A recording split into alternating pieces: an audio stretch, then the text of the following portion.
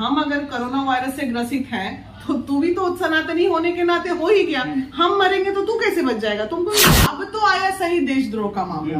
तुमने पूरे देश के, तुम्हारी उत्पत्ति कहाँ से हुई है? तुम खुद सनातनी होके और सनातन धर्म के लिए इस तरह वक्तव्य, ये तो इनको पाप का घड़ा फूटा है अभी, क्योंकि इनकी माँ, किसी की माँ का आंसू बहाए ना, अब उनकी माँ उदयनिधि की माँ रोएंगी। उदयनिधि ना अभी हमारे देश का कोढ़ वाला काम। यहाँ एक तरफ लोग पूरे भारत को हिंदू राष्ट्र बनाने की मांग कर रहे हैं, वहीं दूसरी तरफ तमिलनाडु के मुख्यमंत्री एमके स्टालिन के बेटा उदयनिधि जो कि सनातन धर्म को कीड़ा मकोड़ा और डेंगू और मलेरिया बोल रहे हैं। अभी हमारे साथ इसी मुद्दे पे चर्चा करने के लिए महिला विकास मंच की अध्यक्ष बीना मानवी है। सबसे पहले ट्रू बिहार में आपका बहुत बहुत धन्यवाद भाई। क्या जो एमके स्टालिन के बेटा है उदयनिधि सनातन धर्म को कीड़ा मकोड़ा और डेंगू और मलेरिया बोल रहे हैं, ये कहाँ तक सही है? देखिए, ये लोग ना कहते हैं कि कोढ़ एक बीमारी होती है। ये लोग देश के कोढ़ टाइप के लोग हैं। कोढ़ है? हाँ, बीमारी जो होती है ना, मतलब वो इतना बोल दिए तो हम उनको कोढ़ बोल दिए तो क्या?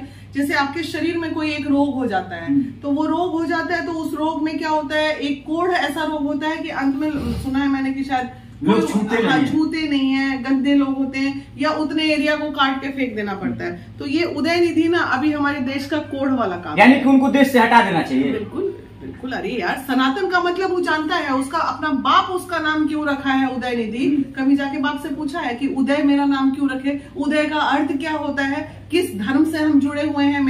हम लोग का नाम जो है हम लोग पूछते हैं ना, और फिर देखते हैं उसका अर्थ, तो उसको भी देखना चाहिए था। इतना पवित्र नाम और इतना अपवित्र काम ऐसा होता है? जो एमके स्टालिन ने मनीष कश्यप पे एनए से लगा दिए कि देशद्रोही उनको बना दिए, उस एमके स्टालिन के बेटा से हिंदू धर्म को अपमानित कर रहे हैं और कहीं ना कहीं नीचा दिखाने का काम कर रहे हैं, उनपे एनए से लगना चाहिए। एकदम लगना चाहिए, बोलने की तो बात ही नहीं है। अब तो आया सही देशद्रोह का मामला। तुमने पूरे देश के, तुम्हारी उत्पत्ति कहाँ से हुई है? तुम खुद सनातनी होके और सनातन धर्म के लिए इस तरह वक्तव्य दे रहे हो। और अरे कोई गरीब गुरबा आदमी देता, अनपढ़ जाहिल देता तो लोग छोड़ो पागल है, कोई बात नहीं। मुख्यमंत्री का बेटा बताइए। लेकिन वो तो अभी टिके हुए हैं कि जो हम बयान दिए हैं उस पर हम टिके रहेंगे, पीछे नहीं हटेंगे। इसलिए टिके हुए हैं क्योंकि जब आदमी का सर्वनाश शुरू होता है तो जैसे कहा है ना, सूखा पत्ता जो है वो कड़कड़ाता है और मुलायम पत्ता कभी नहीं कड़कड़ाएगा। तो क्या होता है, वो अभी सूखा पत्ता है, ठीक है। आदमी का जब सर्वनाश होता है ना तो आदमी में ऐसी ही ऐठ आ जाती है, ठीक है। तो वही चीज है, सनातन धर्म में ये लिखा हुआ है कि आप ज्यादा घमंड, ज्यादा ऐठ, ज्यादा चीजों को अगर आप उस तरह से दिखाएंगे ना तो वैसे व्यक्ति का, और ये तो इनको पाप का घड़ा फूटा है अभी, क्योंकि इनकी माँ, किसी की माँ का आंसू बहाए ना, अब उनकी माँ उदयनिधि की माँ रोएंगी बैठ के। जब मनीष कश्यप की माँ जो है राष्ट्रपति से भी पत्र लिखी थी और गुहार की थी कि जो हमारे बेटों को रिहा किया जाए, लेकिन मनीष कश्यप अभी तक रिहा नहीं हुए, क्या कहिएगा?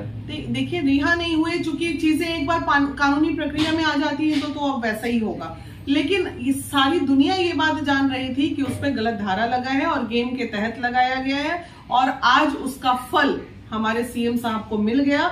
दूसरे के बेटे के साथ बुरा करोगे तो भगवान अपने आप, वो ऐसा ना कुछ चक्र चला होगा, जिस वक्त उदयनिधि का दिमाग घुमा होगा और घूम के उसके जुबान से ये बात निकली। तो अभी तो इन्हें से नहीं लगा है ना, क्या लगता है लगेगा? लगेगा, जरूर लगना चाहिए। अगर सारे सनातनी एक बार जम के आवाज उठा दें कि तुमने इतनी बड़ी बात कैसे बोल दी, हम कोरोना वायरस है, हम कोकस है, हम क्या समझ के तुम इतनी बड़ी बात बोल दी?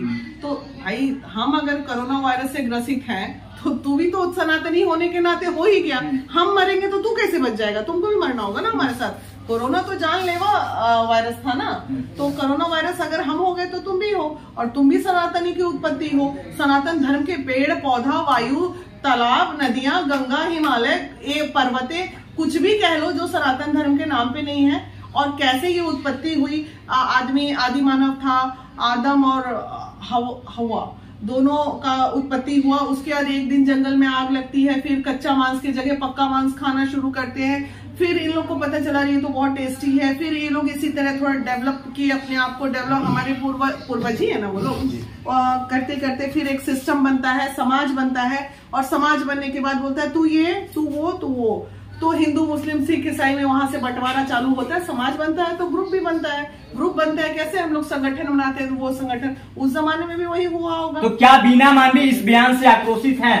कि जो सनातन धर्म को, हिंदू धर्म को कीड़ा मकोड़ा और मलेरिया और डेंगू बोल रहे हैं। अरे वो सनातन धर्म को नहीं बोल रहा है, वो अपने आप को बोल रहा है कि मैं कीड़ा मकोड़ा हूँ। वो उससे गलती सिर्फ यही होगी कि सनातन वर्ड, उसको खुद अपने लिए ये शब्द बोलना था, ठीक है, लेकिन वो कीड़े मकोड़े हैं और ये सब राजनीतिक खेल है। साला ये राजनीति के चक्कर में ये लोग इस स्तर तक गिर जाते हैं ना, अपने धर्म वो भी गाली बक देते हैं। एक तरफ मैम देखा जाए तो पूरे भारत को हिंदू राष्ट्र बनाने की मांग किया जा रहा है, हाँ। और दूसरी तरफ अगर नेताओं की तरफ से ऐसा ऐसा बयान आएगा, नेताओं के बेटे की तरफ से ऐसा ऐसा बयान आएगा, तो क्या हम लोग का भारत हिंदू राष्ट्र बनेगा?